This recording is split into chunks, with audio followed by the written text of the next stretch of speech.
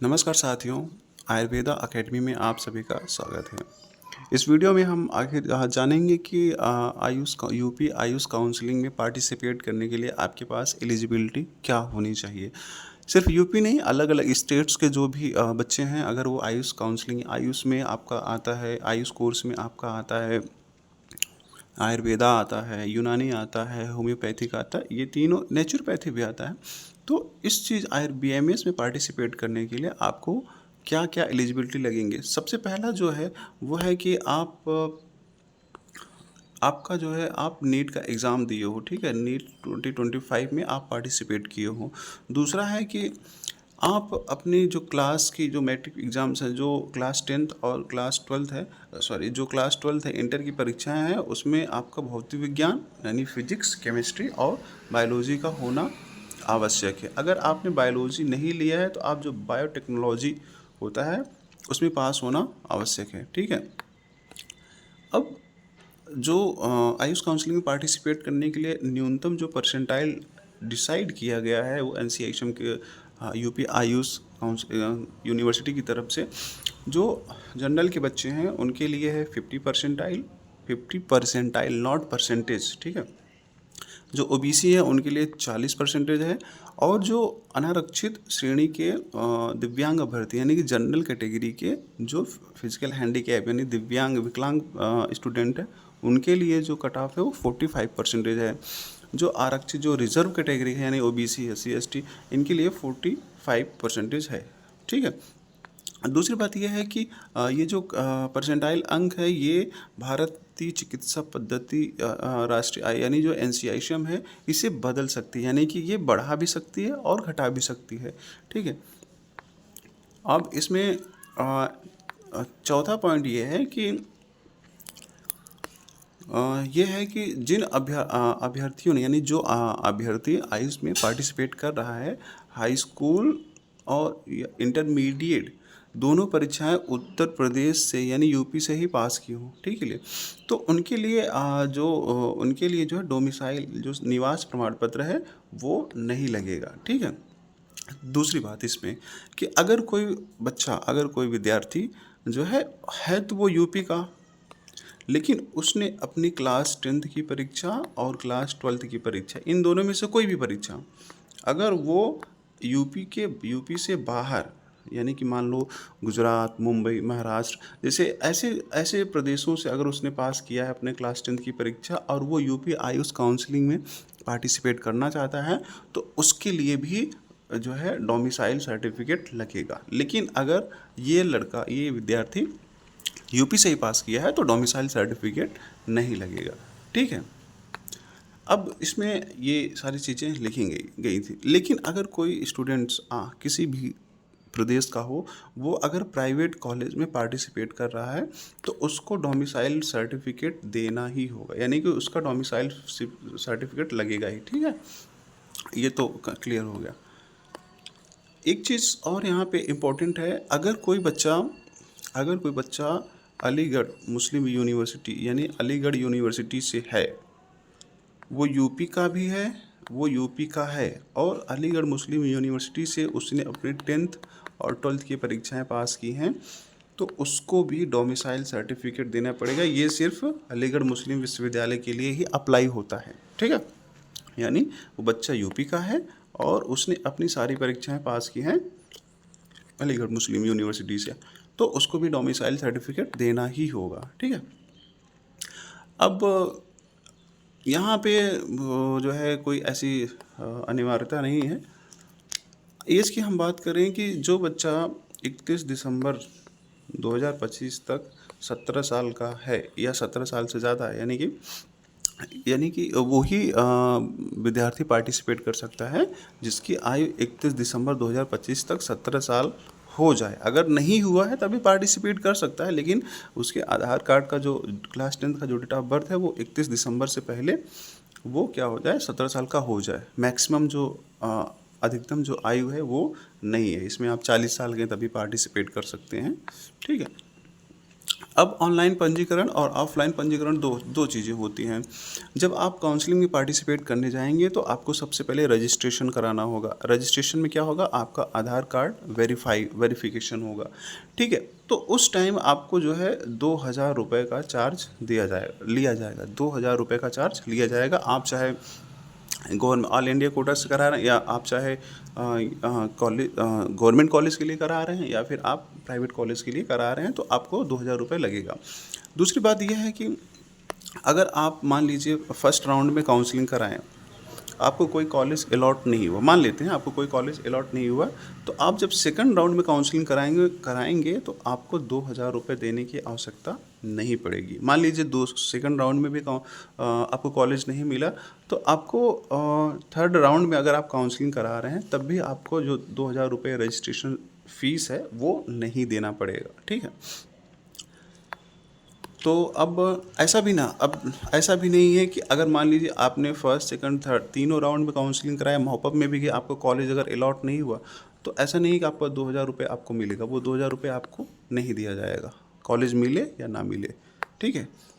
अब इसमें आते हैं हम सिक्योरिटी मनी के लिए। जब आप क्या कहते हैं कि रजिस्ट्रेशन आप करा लेंगे, तो अब आपको सिक्योरिटी मनी जमा करनी होती है उसी टाइम, 1 या 2 दिन के अंदर आपको सिक्योरिटी मनी जमा करनी होती है। अगर आप तब जाके आप कॉलेज को चॉइस कर पाते हैं, ठीक है। अगर आप गवर्नमेंट कॉलेज के लिए काउंसलिंग करा रहे हैं तो आपको मिनिमम जो है वो 20,000 रुपये देना होता है सिक्योरिटी मनी के फॉर्म में, 20,000 रुपये। अगर आप प्राइवेट कॉलेज के लिए करा रहे हैं तो आपको 50K यानी 50,000 रुपये देना पड़ेगा।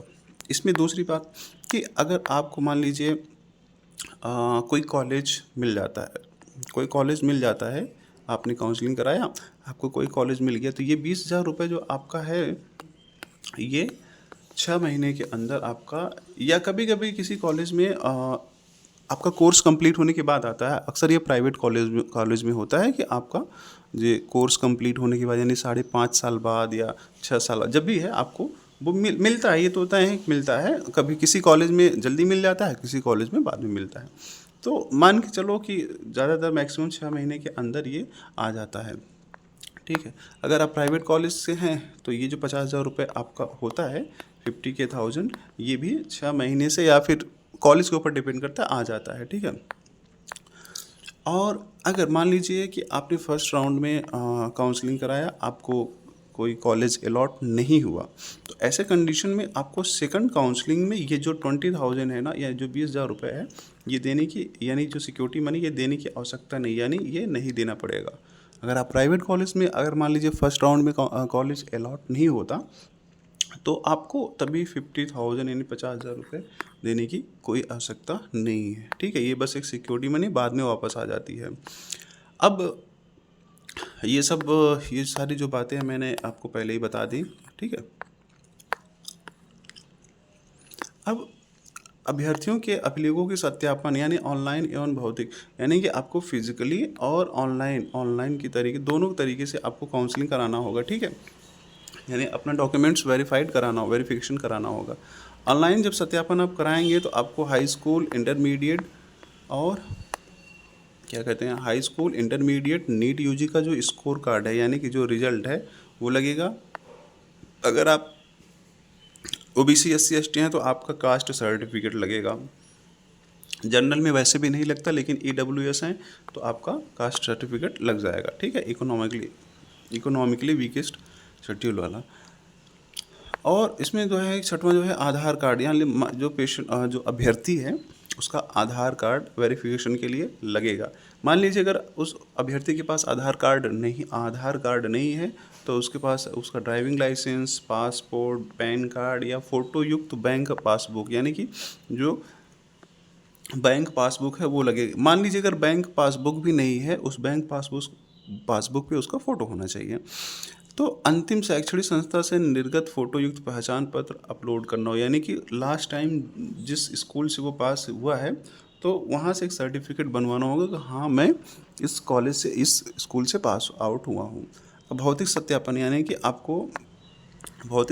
यानी के लिए आपको जाना होगा नोडल सेंटर। अगर आप UP आयुष करा रहे हैं तो आपका हैनी मैंने यहाँ UP लखनऊ में है, लखनऊ आना होगा भौतिक या फिजिकल सर्टिफिकेट फिजिकल सत्यापन के लिए, ठीक है।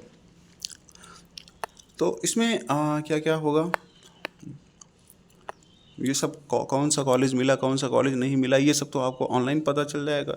फिर आपको कॉलेज में एडमिशन के लिए और फिजिकल वेरिफिकेशन कराने के लिए आपको लगेगा नीट यूजी 2025 का जो प्रवेश पत्र यानी नीट का एडमिट कार्ड लगेगा, और नीट का जो रिजल्ट स्कोर कार्ड है वो लगेगा। हाई स्कूल और इंटरमीडिएट का ये क्या कहते हैं सर्टिफिकेट लगेगा। याद रखना ये सारे की सारी कापियाँ ओरिजिनल होनी चाहिए, यानी अगर आपका जो हाई स्कूल का जो मार्कशीट होगा या सर्टिफिकेट होगा, हाई स्कूल इंटर का या फिर किसी भी चीज़ का जो सर्टिफिकेट होगा फिजिकल वेरिफिकेशन के लिए सब ओरिजिनल होना चाहिए। ओरिजिनल के साथ आपको क्या कहते हैं मिनिमम 4 से 5 आप 5 फ़ोटोकॉपी करा के लेके जाइएगा, क्योंकि वहाँ पे जमा होता है, ठीक है। अब हम सामान्य निवास प्रमाण पत्र का पहले ही बता चुके हैं कि अगर आप यूपी के हैं तो नहीं लगेगा, अगर नहीं है तो लगेगा, ठीक है। तो वो जो निवास प्रमाण पत्र है वो सक्षम प्राधिकारी द्वारा निर्गत किया जाना चाहिए, तहसीलदार नहीं सक्षम प्राधिकारी, ठीक है। अब इसमें ये सब अक्सर आपको देखिए ये सब चीज़ें होती नहीं, कोई सेना से रिलेटेड ऐसा कुछ होता नहीं, ठीक है। और यहाँ पे दूसरी बात ये जान लें कि जो आर्थिक रूप जो भी कास्ट सर्टिफिकेट है वो 1 अप्रैल 2025 के बाद जारी किया हुआ होना चाहिए, वही मान्य होगा। यानी अगर आपका 31 मार्च 2025 का है तो वो कास्ट सर्टिफिकेट आपका मान्य नहीं होगा, वो 1 अप्रैल के बाद वाला ही मान्य हो गया, ठीक है।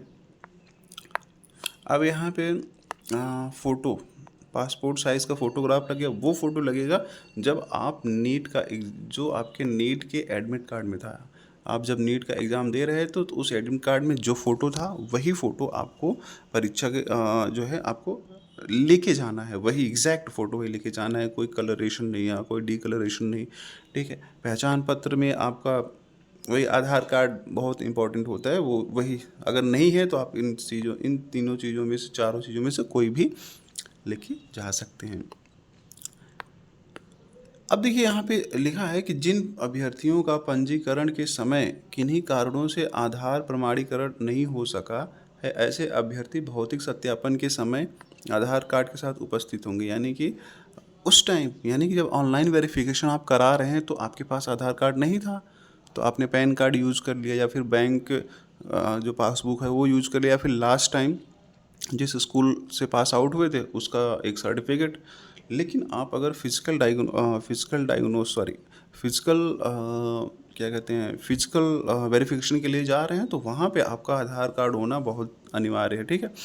फिर उसके बाद ऑनलाइन पंजीकरण का प्रिंट आउट भी होना चाहिए, यानी जो 2,000 रुपये आपका कटा था वो उसका स्लिप प्लस 50,000 का स्लिप, ठीक है। और उसके बाद रजिस्ट्रेशन का स्लिप, यानी जो रजिस्ट्रेशन आप आधार कार्ड वेरिफिकेशन कराए थे उसका स्लिप चाहिए, ठीक है। अब दिव्यांग के लिए देखिए यहाँ पे कोई हम दिव्यांग के लिए बात नहीं करेंगे, ठीक है। यहाँ पे देखिए आपका जो आधार फिजिकल वेरिफिकेशन होगा कहाँ होगा, यहाँ पे लिखा है ये वाला इंपॉर्टेंट है, ये एड्रेस अभिलेखों के सत्यापन हेतु राजकीय national homeopathic medical college Hahnemann चौराहा गोमती नगर लखनऊ नोडल सेंटर में होगा। यानी फिजिकल आपको कॉलेज तो अभी तक तो अलॉट नहीं हुआ, कॉलेज कौन सा अलॉट होगा, कॉलेज तो अलॉट हो जाता है, उस कॉलेज में एडमिशन के लिए फिजिकल वेरिफिकेशन आपको नोडल सेंटर पे आना होगा। अब यहाँ पे लिखा कि मूल अभिलेख न होने अथवा अभिलेख गलत पाए जाने की स्थिति में आवंटन निरस्त कर दिया जाएगा, जिसकी जिम्मेदारी स्वयं अभ्यर्थी की होगी। यदि मान लीजिए आपका कोई डॉक्यूमेंट्स अगर फ्रॉड निकलता है तो आपका जो एडमिशन है उसको निरस्त कर दिया जाएगा, कैंसिल कर दिया जाएगा, ठीक है। अब तीसरी बात यहाँ पे जान लो कि प्रथम एवं द्वितीय यानी फर्स्ट सेकंड काउंसलिंग की चक्र की जो राउंड की काउंसलिंग में यदि कोई अभ्यर्थी किसी दूसरी संस्था में प्रवेशित है और उसके मूल अभिलेख उस संस्था में जमा, ऐसी स्थिति में अभ्यर्थी उस संस्था की अनापत्ति तथा मूल अभिलेखों के जमा होने का प्रमाण प्रस्तुत करेगा, परंतु आवंटित संस्था में प्रवेश के समय अभ्यर्थी को मूल प्रमाण एवं प्रस्तुत करना अनिवार्य होगा। यानी जैसे मान लीजिए कोई कॉलेज आपको मिला कि मान लो कोई RAC मिल गया लखनऊ का, ठीक है, राजकीय आयुर्वेदिक कॉलेज। तो वहाँ पे आपका ओरिजिनल ही लग मांगा जाएगा, ठीक है, ओरिजिनल वहाँ पे जमा होगा, ठीक है।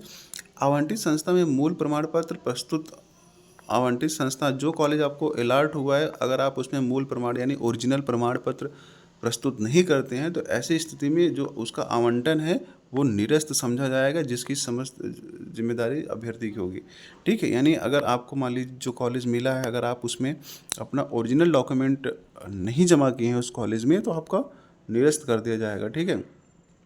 आरक्षण की बात करें तो इसमें कोई ऐसा आरक्षण ज़्यादा कोई मतलब होता नहीं, ठीक है।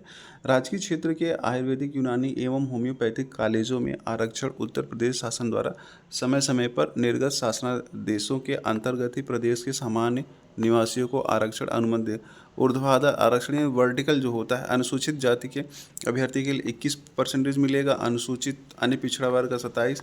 देखिए ये कोई मतलब होता नहीं है, ना ही कोई लागू होता है, ये सब बस बकवास है, ठीक है।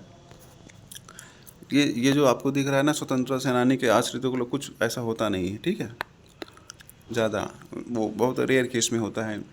आरक्षित किया जाना चाहिए, आरक्षित श्रेणियों की सीटों के संबंध में निम्नलिखित शर्तों का पालन किया जाना चाहिए। ये सब देखिए आपको कोई मतलब है नहीं, और यहाँ पे ये चीज़ें समाप्त होती हैं। और ये जो चीज़ें हैं इसका कोई ज़्यादा ख़ास मतलब है नहीं। अब आपको बता दिया गया कैसे कैसे क्या होगा, तो इस प्रकार ये कोई भी चीज़ आप इसको पढ़ सकते हैं, लेकिन कोई ज़्यादा ख़ास मतलब इसका है नहीं। प्रथम चक्र की काउंसलिंग के सीट आवंटन के पश्चात अभ्यर्थी नोडल सेंटर पर अपने अभिलेखों का भौतिक सत्यापन कराया जाना है। उसके पश्चात प्रक्रिया को, तो ऐसी देखिए ये सब चीज़ें हैं, मैंने आपको पहले ही बता दी हैं कि जो फर्स्ट राउंड में होगा वही सेकंड राउंड में होगा, ठीक है। स्टे वैकेंसी तक जाता ही नहीं, पहली बात, कोई मतलब नहीं है इसका, ठीक है।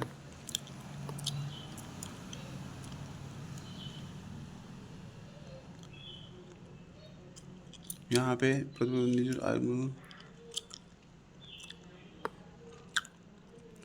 ठीक है, कॉलेज सैकड़ा 1 लाख रुपए।